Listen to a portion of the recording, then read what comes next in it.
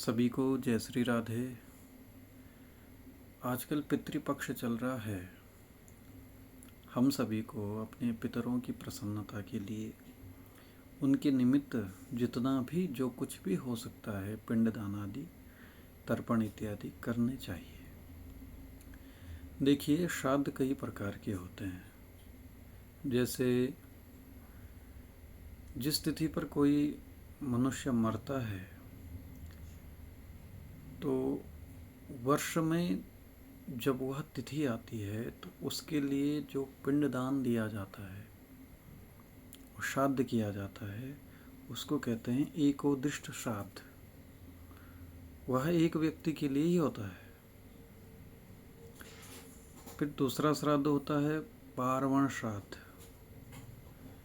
जो अभी चल रहे हैं आजकल इन आश्विन मास में 16 दिन की में जो ये श्राद्ध आते हैं, इनको पार्वण श्राद्ध कहा जाता है। इनमें अपने पितरों के लिए पार्वण श्राद्ध किया जाता है। पार्वण श्राद्ध एक व्यक्ति के लिए नहीं बल्कि कईयों के लिए आप कर सकते हैं। उसका एक क्रम है, जैसे पिता, फिर पितामह, फिर परपितामह, मतलब पिताजी, दादाजी और परदादाजी। उसी प्रकार दादी, परदादी और वृद्ध परदादी। उसी प्रकार से नाना, परनाना, वृद्ध परनाना। उसी प्रकार से नानी, परनानी, वृद्ध परनानी। और इसके अलावा भी आप किसी और के लिए कर सकते हैं। तो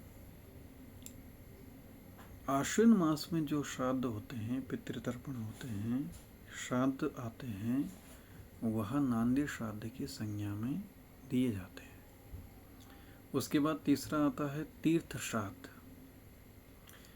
जैसे आप किसी तीर्थ क्षेत्र में चले गए, बद्री विशाल धाम में या हरिद्वार क्षेत्र में या किसी अन्य तीर्थ क्षेत्र में चले गए, तो वहाँ पर जो श्राद्ध किया जाता है उसको कहते हैं तीर्थ श्राद्ध। और तीर्थ श्राद्ध भी एक व्यक्ति के लिए नहीं, कईयों के लिए आप वहाँ पर पिंडदान कर सकते हैं।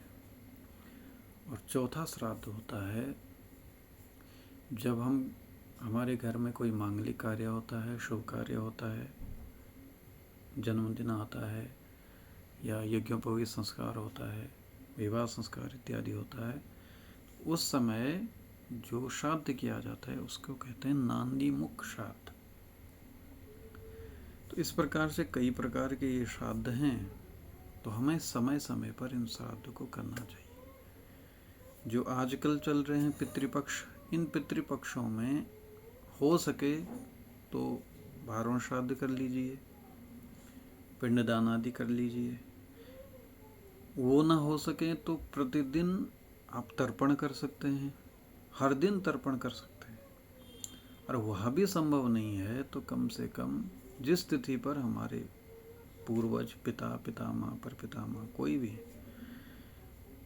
उनकी तिथि पर कम से कम तर्पण इत्यादि तो करना ही चाहिए।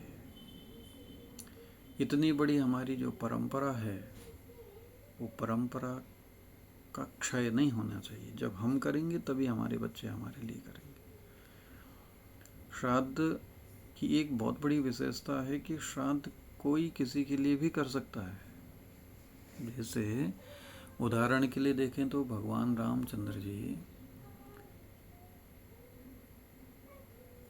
जटायु जी के लिए उन्होंने श्राद्ध किया था। अपने पिता की तुल्य उन्हें समझा।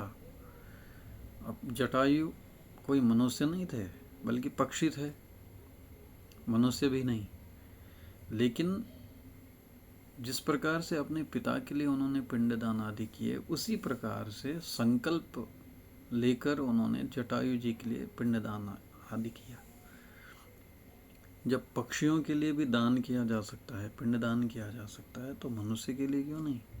कोई भी किसी के लिए कर सकता है। यदि आपकी श्रद्धा बनती है कि अमुक व्यक्ति के लिए मुझे श्राद्ध करना है, पिंडदान आदि करने हैं, तो आप कर सकते हैं और इसका बड़ा फल प्राप्त होता है।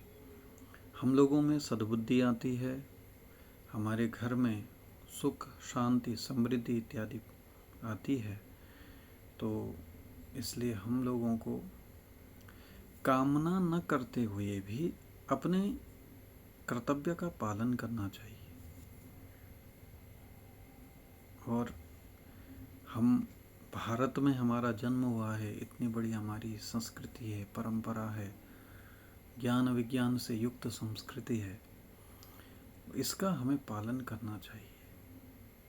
तभी जाके आगे चलकर हमारे बच्चे भी इन संस्कारों को लेकर आगे हमारे लिए भी तर्पण इत्यादि कर सकते हैं, श्राद्ध इत्यादि कर सकते हैं।